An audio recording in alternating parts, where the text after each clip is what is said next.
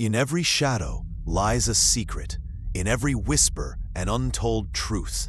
Welcome to EchoMystStories, where every mystery echoes through time. If you crave the unexplained, the forgotten, and the chillingly mysterious, then hit subscribe, ring the bell icon, and step with us into the unknown. In the frozen heart of Russia's Ural Mountains lies a place called Kholat Syakhl, the Mountain of the Dead. In the winter of 1959, this foreboding name became a permanent epitaph for 9 experienced hikers, whose deaths created one of the most chilling and enduring mysteries of the 20th century. The Dyatlov Pass Incident is a puzzle where the pieces, a slashed tent, bodies frozen in the snow, and inexplicable injuries, refuse to form a coherent picture, leaving a legacy of unanswered questions about the compelling natural force that claimed their lives.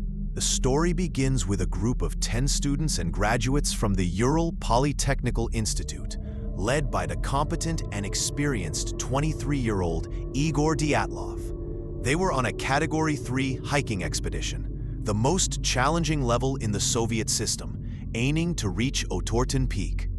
These were not amateurs. They were skilled, well-equipped mountaineers. Tragedy began subtly. One member, Yuri turned back on January 28th due to severe joint pain. His farewell to the 9 others was the last time they were seen alive. The group's diaries, recovered later, showed high spirits and normal progress until February 1st. Then the weather deteriorated. As they crossed a high pass, a blizzard set in. It was here that Dyatlov made a fateful decision.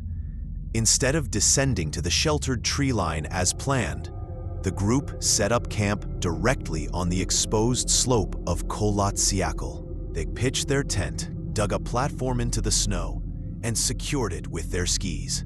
The final diary entry was mundane, with no hint of impending doom. It was the last record of their lives. Weeks later, after the group failed to return, search parties were launched. On February 26th, searchers made a chilling discovery on the mountain slope. The tent was partially collapsed and covered in snow. Most startlingly, it had been cut open from the inside with a long, deliberate slash. Inside, the hikers' vital belongings, warm coats, boots, passports, were all left behind. The scene suggested a sudden, panicked flight. Leading away from the tent was a trail of footprints, some from people wearing only socks or who were barefoot. The trail stretched 1.5 kilometers down a slope and into a dark forest of Siberian cedars. The Cedar Group. Under a large cedar tree, the first 2 bodies, Yuri Doroshenko and Yuri Krivonishenko, were found. They were clad only in their underwear, with the remains of a small fire nearby. They had died of hypothermia. The returners, scattered between the tree and the tent, were the bodies of Igor Dyatlov, Zeneta Kolmogorova, and Rustem Slobodin. They appeared to have collapsed while trying to return to the tent, also victims of the brutal cold. The Ravine Group. 2 months later, the final 4 bodies were discovered in a deep ravine, buried under 4 meters of snow. They were better dressed than the others, having taken clothes from the first victims. But their condition was horrifying. Lyudmila Dubanina, Alexander Kolovatov, and Semyon Zolotaryov had sustained massive internal injuries, shattered ribs, crushed chests comparable to the force of a car crash. Crucially, there were no external bruises or wounds corresponding to these injuries. To compound the horror, Lyudmila Dubanina was missing her tongue, eyes, and part of her lips. The criminal investigation led by prosecutor Lev Ivanov was thorough but futile. He ruled out attacks by the indigenous Mansi people, found no evidence of an internal fight, and discovered no alcohol or poison. The final photographs from the hiker's camera showed nothing unusual. Faced with a dead end, The official case was closed in May 1959. The conclusion was vague. The hikers had died from a compelling natural force which they were unable to overcome. The files were classified top secret, a move that fueled decades of speculation about a cover-up. The labyrinth of theories. The mystery of Dyatlov Pass has spawned countless theories, ranging from the scientific to the paranormal. For decades, the avalanche theory was dismissed due to the slope's gentle angle. However, a landmark 2021 study revived it. Researchers proposed a rare slab avalanche where a dense block of snow, destabilized by the hikers digging a platform and high winds, slid down. This wouldn't bury the tent, but could cause traumatic asphyxiation and trigger a panicked flight.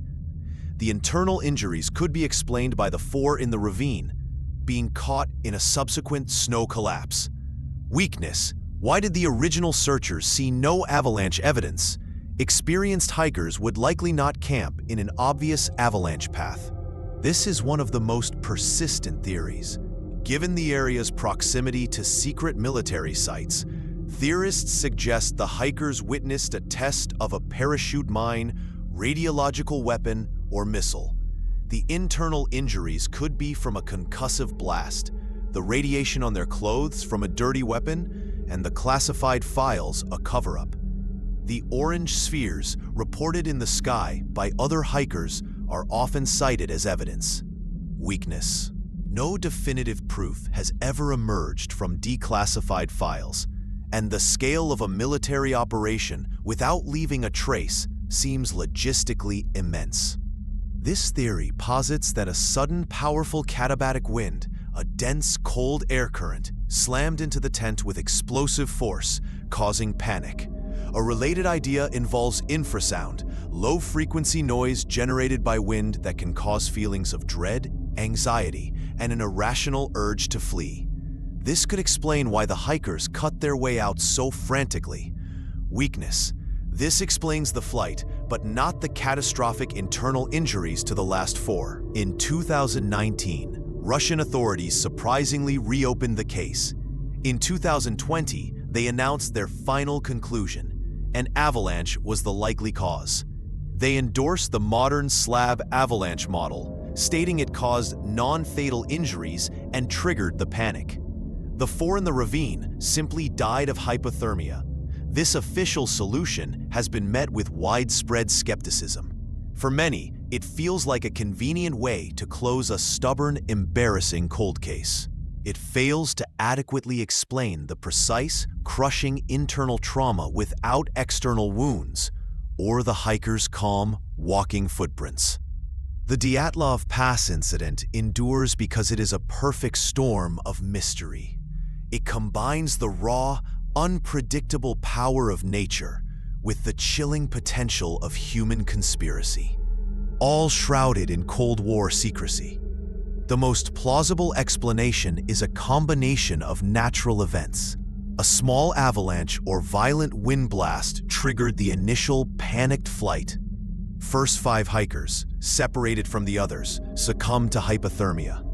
The final 4, perhaps seeking shelter in the ravine, triggered a secondary collapse of a dense snow cornice, which fell on them with enough force to cause the crushing internal injuries, while scavenging animals account for the missing soft tissues.